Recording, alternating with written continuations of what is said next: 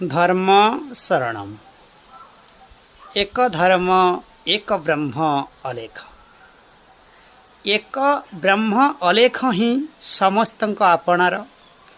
आउ जीए जेते शब्द शुणिच समस्ते पर।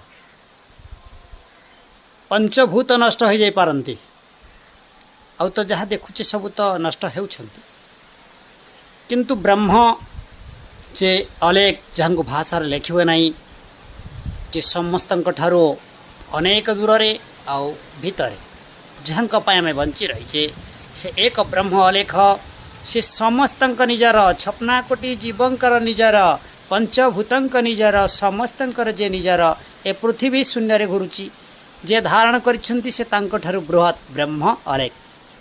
तेणु एक अलेख ब्रह्म आम समस्तंक निजार।